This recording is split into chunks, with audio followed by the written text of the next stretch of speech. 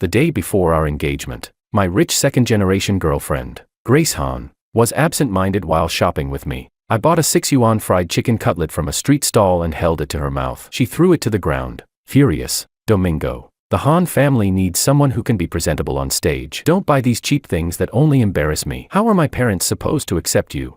Awkwardly, I picked up the chicken cutlet and tossed it into the trash can. For the sake of our 4 years of college love, I nodded. Whatever you say. I thought that would be the end of it. But the next day she changed the person she was getting engaged to, Jordan. Domingo. Jordan tried to commit suicide just to be with me and ended up in the hospital. When he gets back to normal, I will definitely return to you. I still nodded and broke up with her. Whatever you say. Then I turned and left. 4 years later, she showed up at my small apartment with the diamond ring I once used to propose to her. Domingo. Jordan has agreed to divorce me. We can be together now. I told you. As long as Jordan could let go of his obsession with me and stop hurting himself, I would return to you. I frowned at Grace's deeply affectionate expression, thinking that I really must not have checked the almanac before leaving the house today. I had only returned to this small place on a whim to pick up some things. Yet I still ran into this mentally unstable ex-girlfriend. I pushed her out the door. Move aside. Don't make me late to pick up my kid from school. Chapter 1. Grace followed behind me. I checked everything. In these 4 years, no other woman has ever set foot in this cabin. Where did your kid come from?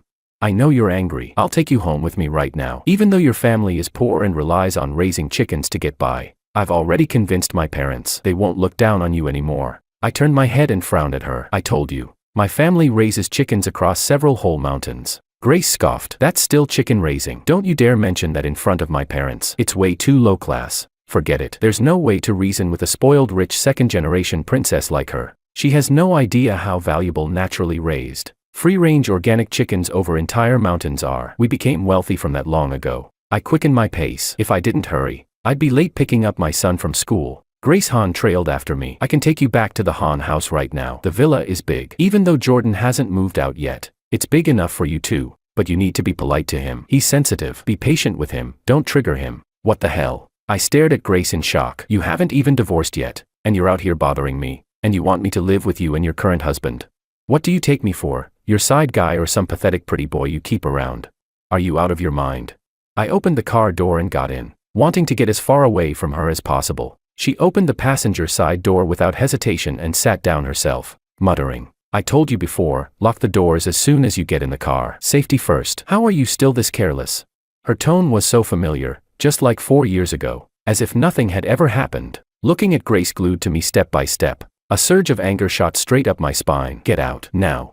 But she buckled her seatbelt, wearing a smug expression like she was about to expose me. Aren't you going to pick up your kid? Drive then. You'll be late. I glanced at the time. I really was running out of time. If everyone else left and only my son was still waiting, he would be heartbroken. I stepped on the gas and pulled out of the garage. Frowning, I said, when you see my son, don't say anything stupid. Grace casually agreed. Fine, I won't. Domingo, you're really putting on quite the act. I'd love to see where you're planning to pull a son out from. Driving. I forced myself to calm down, stopped at a red light. I looked at the crowded traffic ahead. Grace, why do you think after 4 years, I would still be waiting for you?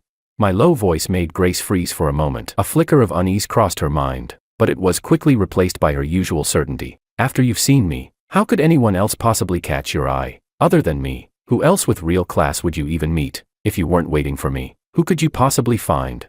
I let out a long sigh. So that's how it is, in her mind. I'm someone who doesn't deserve anything better. That's why she left without hesitation back then, and came back now with full confidence. The light turned green. I stepped on the gas. As we passed the intersection, I said quietly, Grace, I'm not joking with you. I'm married, and I have a child. When the car stops, you should go. I don't want you disturbing my life now. Grace frowned slightly. Domingo, you think you can fool me like that? I know you're mad. However you want to lash out, I'll stay with you until you're done and willing to come back to me. Chapter 2. Since talking couldn't convince her, then I would just let her see it with her own eyes and give up once and for all. Daddy, why are you so late today? My son opened his arms and ran to me with a sweet smile. Daddy went back to the old home to pick up some things today and made you wait. How about Daddy makes it up to you by taking you to eat some fries later? Okay. My son hugged me happily. Grace never expected that I would actually bring a little kid back with me. Her face suddenly changed. Domingo, even if you're joking, there should be a limit. How can you just hold someone else's child like that? If this gets serious, it's called child abduction. You could go to jail, you know. Hurry up and send him back. Grace angrily grabbed my son's arm, trying to take him away. I quickly slapped her hand away and pulled my son into my arms. What are you doing? The kindergarten teacher saw us and walked over. Ah, this must be Tom's mother. I've always only seen Tom's father. I've never met you before, finally meeting the mother now. Grace froze when she heard that and stared at me in shock. He's really your son? Of course. I was about to leave with my son, but she blocked me. She stared straight at the teacher. How old is this child now? He's 3 this year. 3.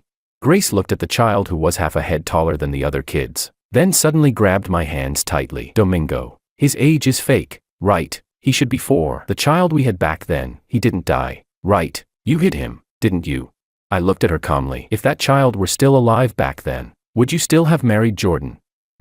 Grace choked, then frowned and lowered her head. Jordan would have died if he didn't marry me. I let out a cold laugh. You're not worthy of mentioning our child again. Domingo, I'm taking you and our son home right now. My parents have been wishing for me to have a child all these years. If you bring our son home, they definitely won't care about our different backgrounds anymore. I almost rolled my eyes to the sky. Who wants to go back with you? I said he's not your child. Do you not understand human language?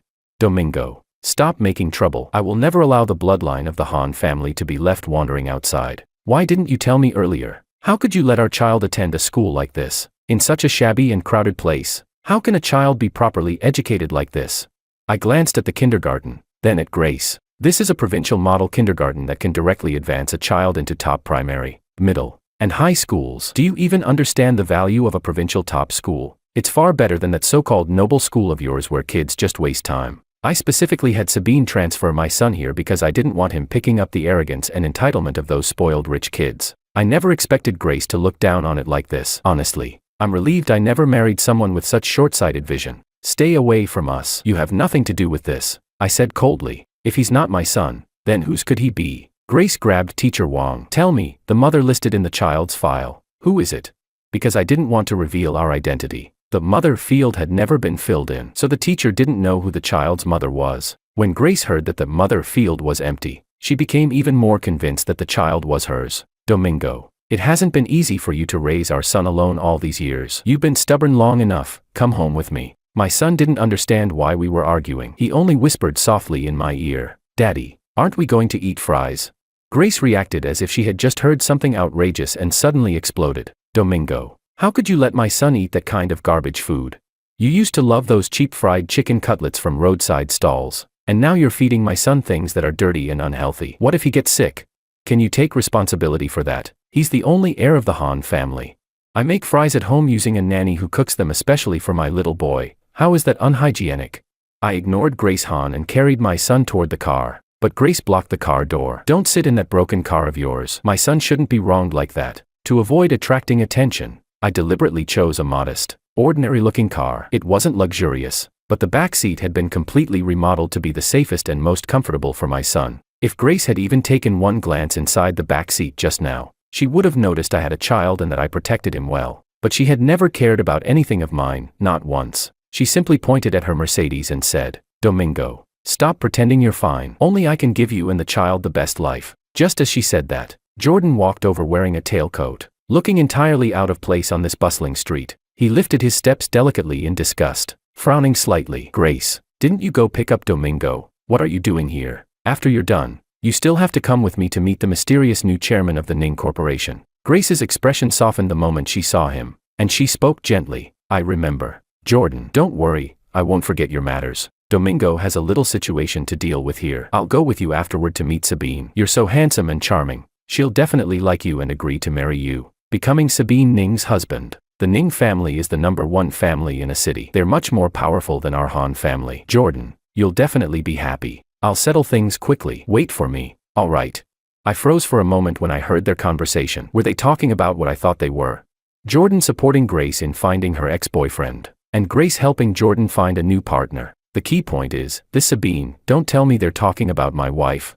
Chapter 3. My expression grew complicated as I looked at Jordan. This guy really had it out for me. I mean, I'm just way too charming, Jordan said proudly. But when he turned around and saw me holding a child, he instantly let out a shriek. Domingo, this kid is.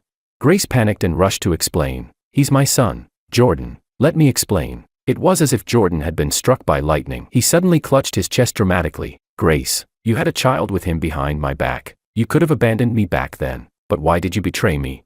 You never touched me all this time. Was it all because of this father and son?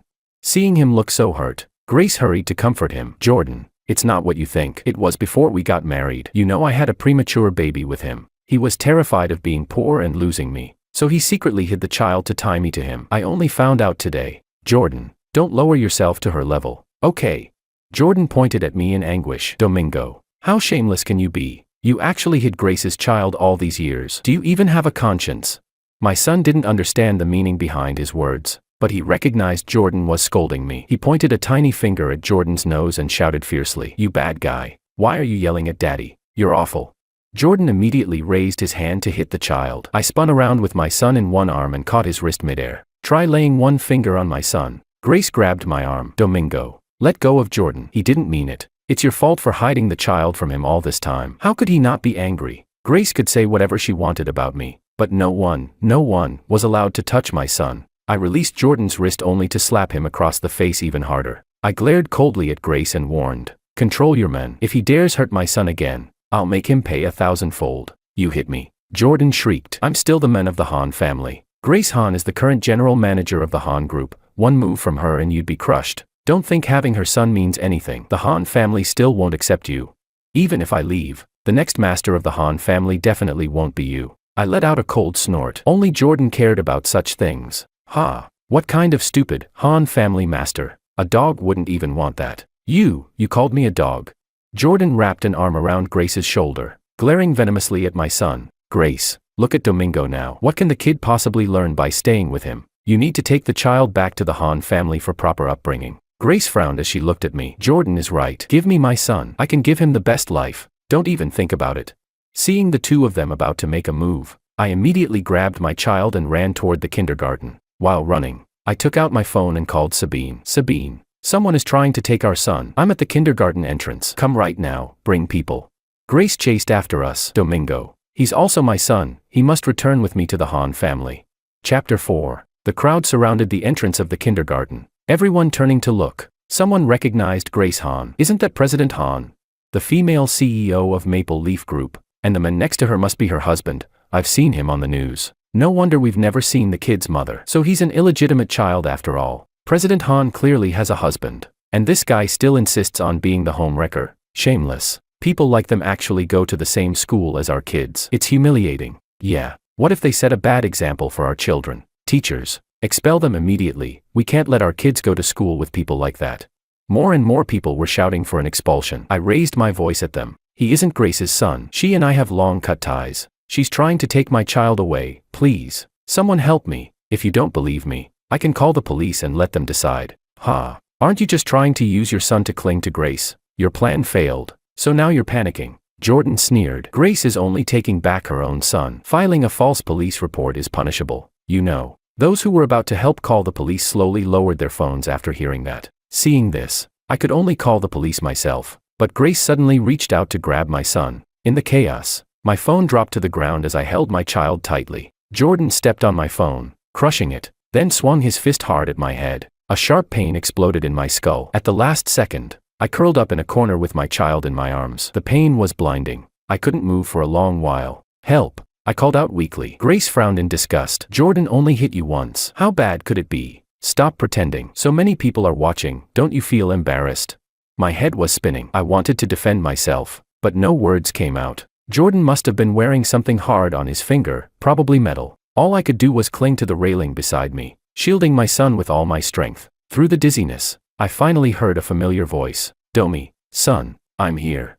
Chapter 5. Sabine, who had just signed a contract, was dressed in exquisitely tailored haute couture that should have made her elegant and dignified. Yet at this moment she rushed toward me in a panic. Sabine gently touched my head in distress, only to feel something wet. When she lifted her hand, it was covered in blood. "Who did this?" Sabine roared in fury as she looked toward the crowd, instantly spotting Grace and Jordan. She yanked Grace toward her. "How dare you hurt Domingo? You must be tired of living." Grace was pushed against the wall, and Sabine slapped her hard across the face. Grace had intended to fight back, but after clearly seeing Sabine's appearance, she froze and slowly lowered her hand. "Chairwoman Ning, why are you here?" Jordan was startled and swung his fist toward Sabine. "Let go. Where did this shrew come from? Daring to touch Grace? Do you even know who Grace is? She could crush you with a flick of her wrist." But the aggressive Jordan was immediately blocked by Sabine's bodyguards. Seeing this line of well-trained human shields, his arrogance vanished instantly, and he discreetly removed something from his hand. Noticing the way he secretly took something off and slipped it into his pocket, Sabine immediately identified the weapon. "You're the one who hurt Domi." Sabine walked toward Jordan with murderous intent. He was held up by several bodyguards, his legs trembling uncontrollably. He wanted to run but couldn't move an inch. Grace hurriedly stepped in front of him. "Domingo hit himself. It has nothing to do with Jordan," Jordan added guiltily. "Exactly. He ran into something on his own. Don't you dare frame me. Who do you think you are? Laying hands on our President Han. Apologize right now, or we'll drive you out of a city," someone shouted. "Jordan, shut up," Grace snapped sharply, then glanced cautiously at Sabine. "Chairwoman Ning, what is your relationship with Domingo?" "Chairwoman Ning, you're the Sabine Ning." Jordan's voice trembled. "Chairwoman Ning, why are you here? We were actually planning to visit you tonight." He stared at Sabine, then at me, disbelief twisting his expression. He muttered, "Sabine is Chairwoman Ning. Impossible. Isn't she single? Why would she stand up for Domingo?" Jordan, as if grabbing onto a lifeline, immediately pointed at me. "Chairwoman Ning, you don't know yet, do you? This man's child belongs to Grace. He's a liar. Please don't fall for it," Sabine said coldly. "Two idiots, and you dare try to steal my son." I tugged at Sabine's hand. "Sabine, come here.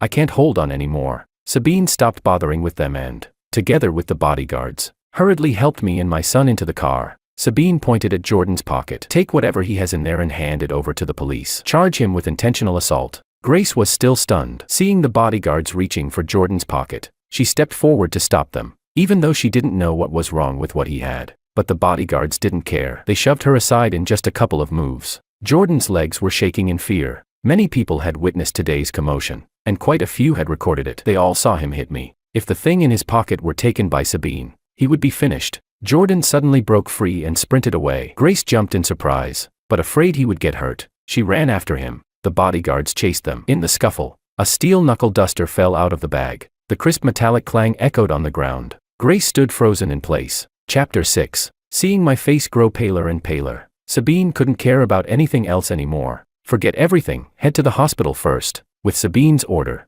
the car sped away. Grace stared blankly at the blood-stained knuckle duster on the ground. "You used this to hit Domingo's head?" Jordan stammered. I was doing it for the Han family's child. Who knew he? Then Jordan suddenly realized something. What if that kid is a bastard? If he's Sabine's child, doesn't that mean you and Domingo were still together when they started seeing each other? Grace, Domingo betrayed you. Grace's brows knit tightly together. She clutched Jordan's arms and shook him. "No, Domingo wouldn't betray me. He wouldn't." Like someone possessed, Grace drove wildly toward the hospital. My head was wrapped tightly as I lay on the bed. Sabine went to speak with the doctors, while the bodyguards stood blocking the door of the ward. The questions Grace meant to ask were swallowed back the moment she saw me. "How are you?" I glanced at her coldly. "Are you blind?" Jordan really went too far this time. He knows he was wrong. Don't hold it against him. I was beaten until my head was covered in blood, and I'm not supposed to hold it against him. If he doesn't care, I do. Sabine looked at Grace with icy contempt. "Since you love him so much, then you can take my revenge alongside him. Get out." Hearing Sabine threaten revenge on Jordan, Grace suddenly panicked and hurried to explain. "Domi, Jordan and I are only like brother and sister. I don't love him. The one I've always loved is you." I stared into her eyes. "Grace, you're ridiculous. If you don't love him, why do you fuss over him constantly and even marry him? You claim you loved me, yet you abandoned me before the engagement and married someone else. And now you suddenly come back 4 years later. Grace, even the Olympics could be held once in 4 years, and then you remember me. You call that love?" Grace's face darkened. "And how much better are you? At least I told you openly. What about you? When did you start hooking up with her?" Sabine suddenly slapped Grace hard. "Say one more word of nonsense, and I'll ruin you right here." Grace covered her bleeding face and screamed at Sabine. "I hit the mark, didn't I? Otherwise how could you two have such a big child?"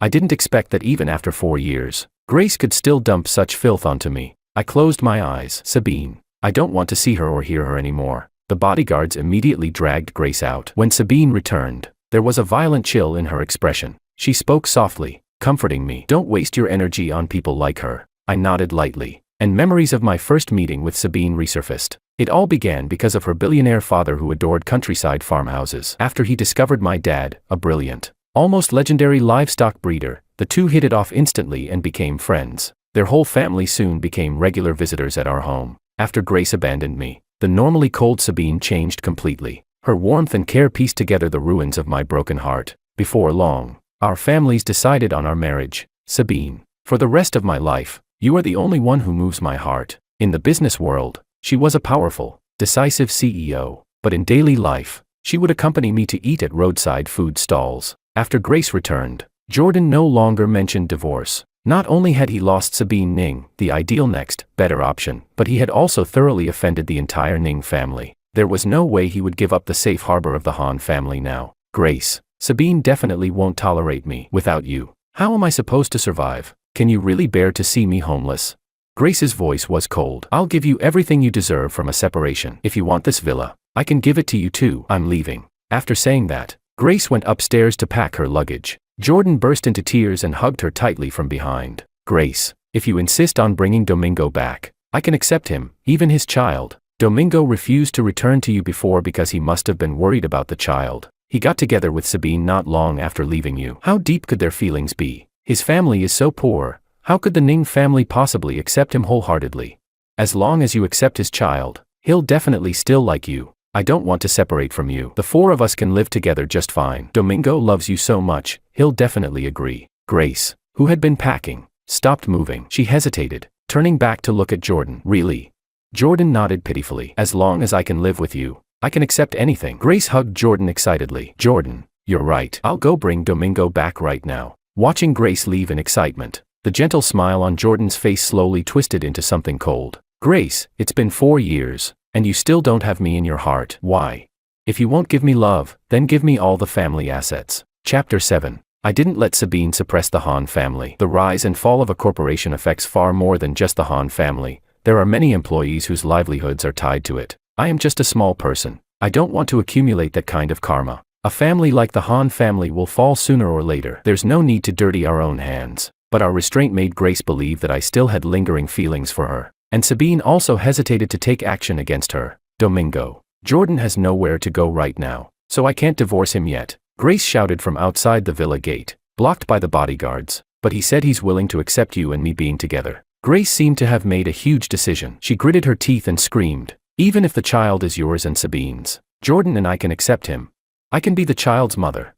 I know Sabine must be using money to force you to stay with her. You still love me, come back to me. I'll take care of you. Inside the house, Sabine, held back by me, clenched her fists and suddenly stood up, unable to tolerate it anymore. Grace is begging to die. This time, I didn't stop her. I had never intended to be someone who gets pushed around endlessly. She came to our door to bully us. Why should we endure it?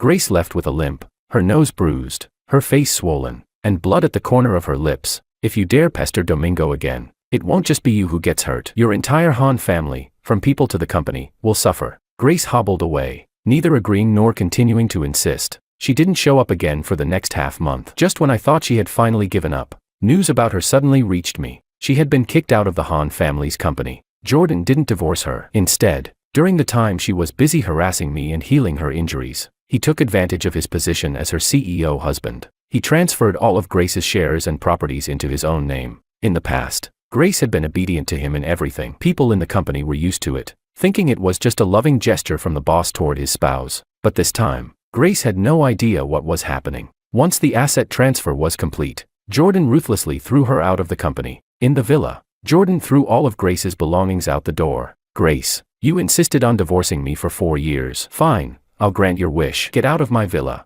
Grace glared at Jordan, furious. You bastard. Haven't I treated you well enough? You actually schemed against me.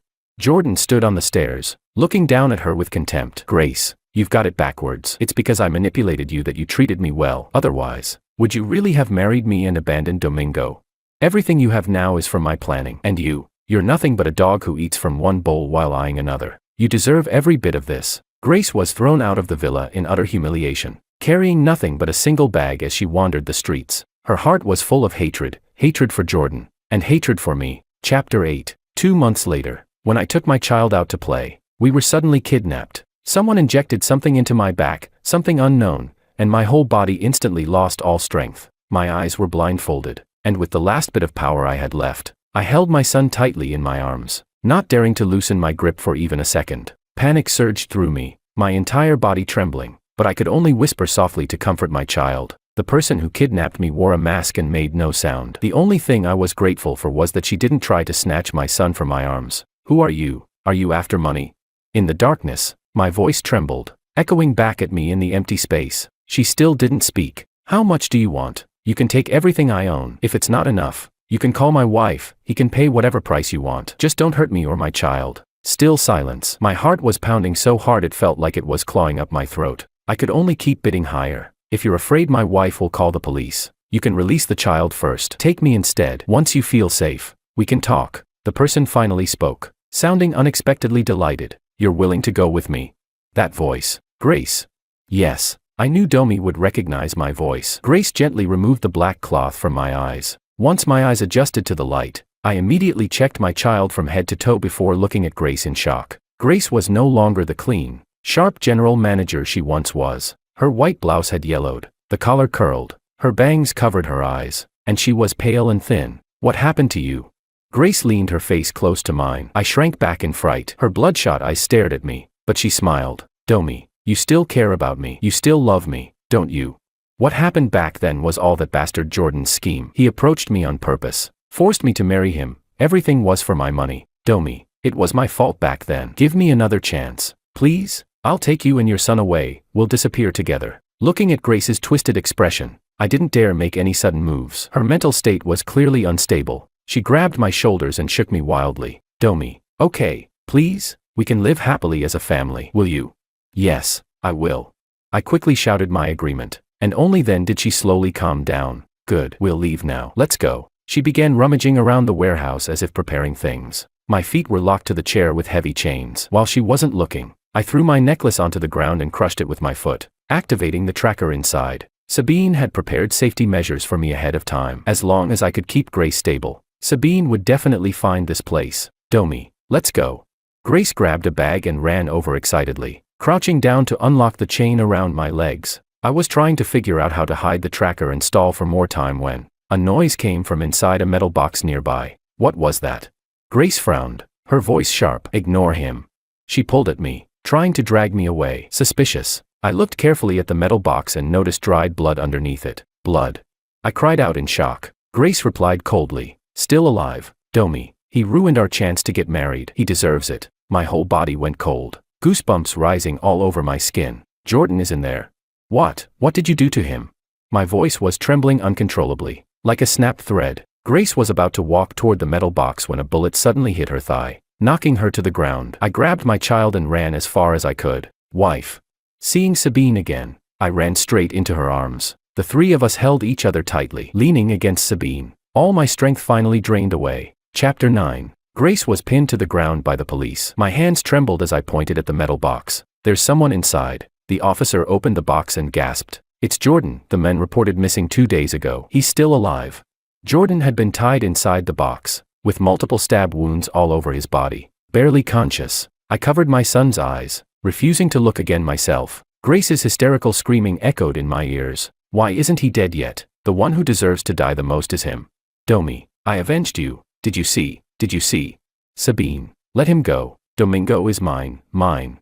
Sabine brought me and the child to the hospital for a full examination. Only after confirming we were unharmed did everyone finally relax. Her eyes were red, shaken to the core. She kept staring at me and the child without looking away, refusing to leave our side for even a second. When the three of us finally recovered from the crisis, we received the official police report explaining everything. After Jordan transferred all of Grace's shares and properties into his own name, he soon tried to liquidate them and planned to move elsewhere. Grace, thrown out and penniless, could never let Jordan go. She kept a close eye on him, waiting until he nearly finished cashing out. Then Grace kidnapped him, stole back all the assets, and stabbed him. She had intended to kill him to avoid being caught. She had planned to flee far away, and before she ran, she kidnapped me and my child. She wanted to take us with her. After hearing all this, cold sweat drenched my back. Sabine hugged me tightly. Don't be afraid. Jordan is now in a vegetative state. As for Grace, she'll spend the rest of her life in prison. She'll never hurt us again. Sabine held my hand as we stepped outside. Bathed in sunlight, feeling the warmth of her palm and the warmth of the sun,